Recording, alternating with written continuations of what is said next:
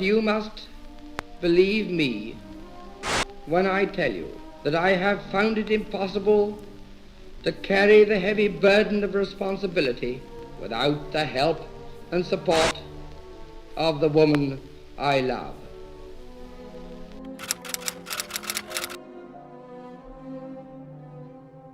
Before we start, I want to make a very important disclaimer. This is not a defense of Wallis Simpson. This is simply a presentation of an alternate version of the story which sets her apart from Meghan Markle in quite a significant way. The reason I found it important to make this disclaimer is because Wallis and Edward, well, they had a bit of a questionable relationship with the Nazis at the time. So we're examining here the personal relationship between Wallis and Edward, and not really their political affiliations and the social circles that they were a part of, questionable as they may have been. Personally, I didn't know much about Wallis other than the mainstream idea of her being the reason that England lost a king in the 1930s. Recently, since I've been in France, I came across a number of documentaries that explored this other side of Wallis, a version of herself and a version of the relationship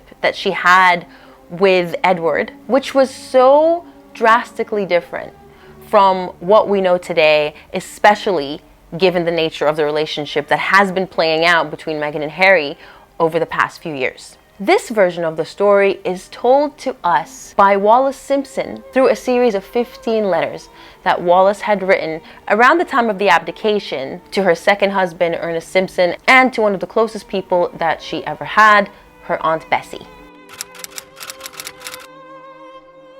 When Meghan came onto the scene, a lot of parallels were immediately drawn between her and Wallis. And one would say naturally so, since they actually do have quite a few things in common. They're both American, the obvious, both divorced, both 34 turning 35 when they met their future husbands, and they were both relatively unknown socialites, essentially, before they became the women, the famous women, the scarlet women that they are today. I also want to add, based on the extensive research I've done, they were both very determined and very eager to climb the social ladder and to reach the top echelons of human society. Now, with these parallels, some people actually think that Meghan Markle welcomes them. And I wasn't really convinced until I saw a few instances where she essentially cosplayed Wallis Simpson. And get this, the car that drove Meghan to her wedding was the car that drove Wallis Simpson to her husband's funeral in 1972. I think I have heard that she actually chose the car herself, which makes it all the more creepy because it's like she was telling them basically what to expect out of her. Now, if you believe the mainstream, more popular story about Wallis, the parallels between her and Meghan continue, and they never cease to end. They're both cruel, materialistic. They wanted all the glamour, all the jewels, all the clothes, all the travel and the holidays, and all the titles. And most of all, they targeted weak-minded men who would do their bidding. And much like Meghan, there was a time when Wallis was indeed the most reviled woman in all of England. Except one of them, we know for sure, because we've seen it play out in real time, earned herself that title based on her incessant bad behavior. Whereas the other, the original, depending on which version you believe, may have actually been the victim, the scapegoat in the entire scenario. Wallis was with her second husband, Ernest Simpson, when they moved from the United States to settle down in London. Now, Ernest was actually half English, and so he had roots there. They both were very eager to climb up the social ranks, and so they started befriending, networking, rubbing shoulders with important people who can open up doors for them to raise their own standing in society. Sound familiar? Yes. It was the 20th century version of Soho House. Eventually, Wallis and Ernest hit the jackpot when Wallis's old friend, Thelma, invited her to a gathering. And it wasn't just any old gathering. The future king happened to be there. And it wasn't a happy coincidence, no. Thelma, who was a married woman at the time, was Edward's mistress. Now, whether Wallis orchestrated this meeting in the way Meghan Markle would, for example, is unknown to me. All we know is that she secured that invite from a mutual friend. Now, things didn't really get very heated between Wallis and Edward until Thelma had to go back to the United States for a while and asked Wallis, get this, to look after the little man. Wait, they're Americans. To look after the little man. And look after him she did. Poor Thelma came back from the United States and it became crystal clear to her that Wallis was the prince's new girl.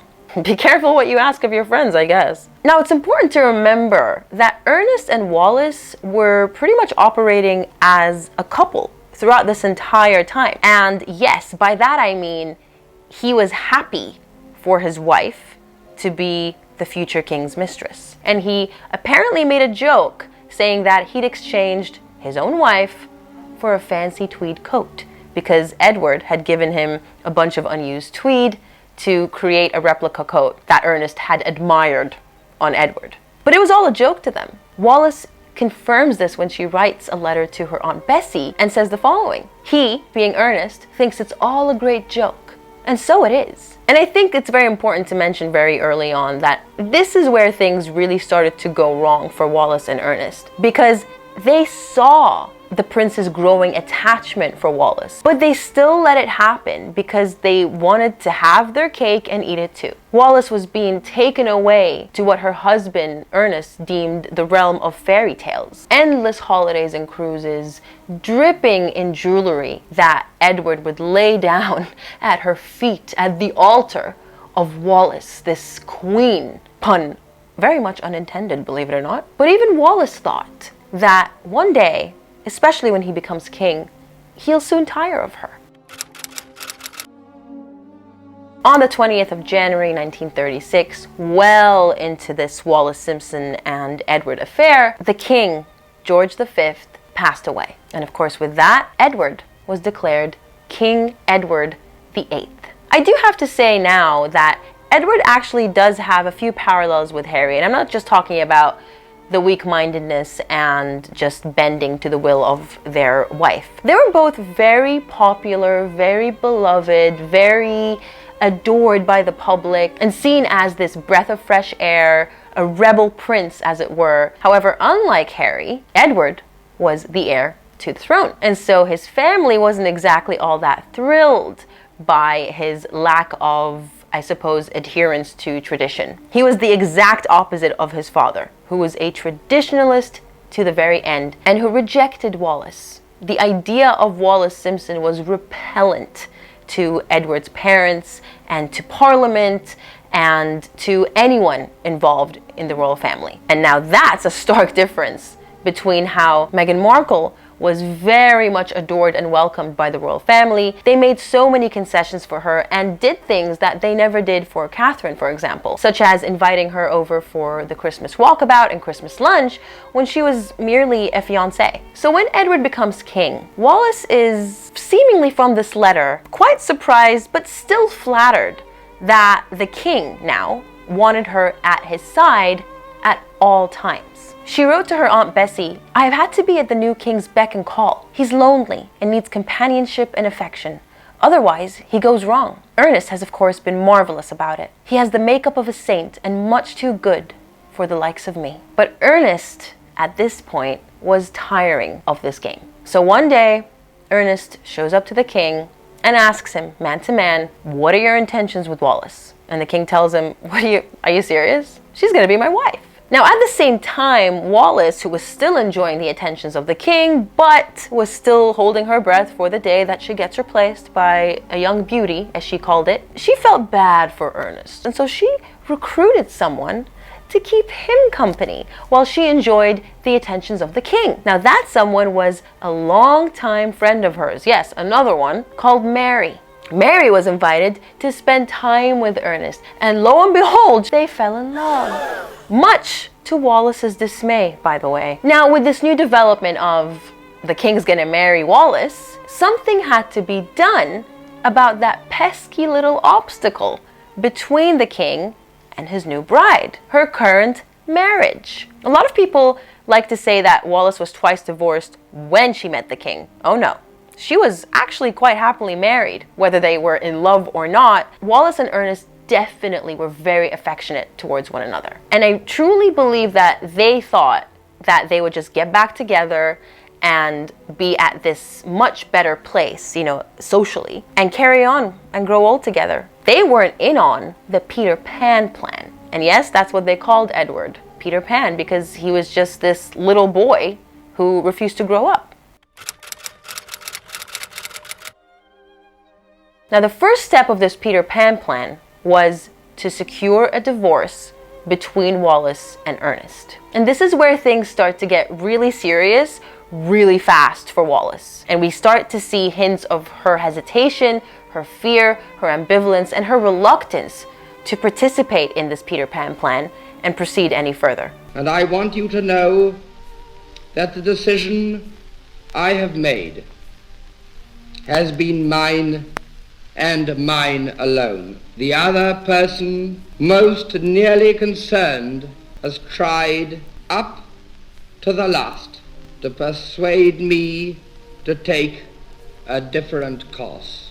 For whatever reason, Wallis and Ernest both agree to this divorce. And so the plan was to catch Ernest in bed with someone else, and that would have been more than enough grounds for Wallis to successfully seek a divorce in Britain at the time. Luckily for them, Ernest had Mary, and while the identity of this woman had been kept secret for decades, we later learned that it was actually Mary Kirk. Like I said though, Wallis starts getting cold feet, she starts freaking out. News of the relationship between her and Edward was actually kept hush-hush for years in Britain until the Nolin cruise. This cruise that they went on one summer where, for whatever reason, the media decided to unleash. Wallis couldn't hide anywhere. The coverage was negative, by the way, and so the people despised her. At one point, it became far too much for her and she decided to run away. Now, interestingly, most of these uncovered letters were addressed to Ernest, the man who she was supposed to despise for cheating on her. But I think what had happened was this realization that Ernest was the man she loved, but it was a realization that was had too late. She pens a letter to Ernest and tells him, "Ernest dear, I shan't be able to see you after all, for which I am very sorry, but I have decided to go away sometime this week. I cannot tell HM I'm going because I know what would happen, so I'm really simply telling him the old search for hat story. I shall stay safely away until after the coronation, or perhaps forever. One cannot tell." She even went as far as writing a letter to Edward himself, telling him, "I must really return to Ernest for a great many reasons, which please be patient and read. The first being that we're so awfully congenial and understand getting on together very well, which is really an art in marriage. I am sure you and I would only create disaster together. I want you to be happy. I feel sure I can't make you so, and I honestly don't think you can me." To which the king responded with, "I will effing kill myself." And this is where people start going, well, why did she stay? Why did she care about whether he would kill himself or not? I think many things come into play. First of all, everyone already knew about the relationship at the time. Edward was not shy about it, and he probably would have left behind some kind of a note, some kind of a letter. Basically, the media would have known, which means the media was going to publish it and Wallis would be even more reviled, and suddenly an entire country, an entire commonwealth is going to blame one woman for the loss, for the death of a king. A brand new king, nonetheless. There was also the fact that she needed a man to take care of her. She didn't have a job. She didn't have any other source of income. And I think that could also be why she really wanted to make sure that Ernest was there as a plan B or as a fallback for when this fairy tale with the king was over, which she genuinely believed it one day would be. Now that Ernest was out of the picture, and now that he was in love with Mary, and they eventually ended up getting married, by the way, she had no one else to fall back on. She grew up poor, so she had no family wealth or inheritance to speak of, and she was already in her 40s at this time. So to her, I truly believe she felt like she had her back against the wall and had no other option but to stick with Edward, because at least he would provide for her. He would keep her, and she would also, I suppose, selfishly maintain this high level of social status that she's craved her entire life. It wasn't the love story that we were all made to believe it was. And it definitely didn't come without its casualties. In one of the last letters that Wallis penned to Ernest, she says, "Ernest dear, what can I say? When I'm standing beside the grave of everything that was us, only, oh my very dear, dear Ernest, I can only cry as I say farewell and press your hand very tightly and pray to God." Wherever you are, you can be sure that never a day goes by without some hours thought of you and for you, and again in my prayers at night. Oh dear, wasn't life lovely, sweet, and simple? Now, all of these confessions of love weren't one-sided. And that's where you start thinking, wow, these people probably didn't really realize how much they cared about each other until it was too late, which is quite tragic on its own. In one of his final letters to Wallis, Ernest says, "I think something in me quietly died when I closed the door of the flat for the last time this evening. I have no tears left to shed. I know that somewhere in your heart there is a small flame burning for me. Guard it carefully, my darling, and don't let it go out. Someday I pray God will fan it into a blaze again and bring you back to me." Now, while the divorce proceedings were going on, and 6 months after they were concluded, Wallis and Edward couldn't be together. And this was because if they were ever seen together so soon after the divorce, or even during, then that could be evidence of collusion, which at the time was illegal. It was illegal to collude to lead to a divorce, basically. But the Peter Pan plan progressed exactly as Edward wanted it to. I either marry the woman I love, who is my queen, or I abdicate. And we all know exactly which option he was left with, because Parliament was not having it. And neither was the Church of England, by the way. A twice divorced woman? No way in hell. After the abdication, Edward joined Wallis in France. They were married in a very small, very intimate ceremony where no one from Edward's family joined them. Edward was reported to have been heartbroken, but also angry. She was made the Duchess of Windsor, by the way, but she was never Her Royal Highness, much to Edward's displeasure. He actually spent pretty much the rest of his life writing intermittently, insisting that his family styled Wallis with HRH, which never happened. So again, another difference between Meghan and Wallis. Meghan was Her Royal Highness, the Duchess of Sussex, pretty much since the day they were married. And even though she's not allowed to use HRH anymore, that was because they quit. And no, it's not racism, because if it were racism, why did they grant her the HRH title to begin with? Another major component, and I'm about to finish off here, is the cruelty that Wallis demonstrated or subjected Edward to for the rest of their lives together. But what's not really touched upon is Edward's thirst for it. Many people who were around them at the time were interviewed and asked about this strange, almost mother-child dynamic between the couple, which is another parallel with Meghan and Harry, because a lot of people talk about how Meghan is this domineering, almost mother figure to Harry in a very creepy way. But with Harry, there really is no inclination of him enjoying it. But with Edward, there is a lot of evidence to suggest that that's actually the quality that attracted him to Wallis and kept him hooked on her. He just loved it. It really riled him up every time Wallis was cruel to him. And she quickly learned that he responded well to her cruelty, as it were. At least to begin with, because I truly think she grew resentful as the years passed, because she felt that she was essentially shackled to this man against her will, and at the end of it, supposedly wasn't even there when he died. But we have these bossy little notes that she would send him whenever they had people over, and Edward just lapped it up. In one of these notes while they're on holiday, she says, "David, I didn't see a green vegetable on the menu.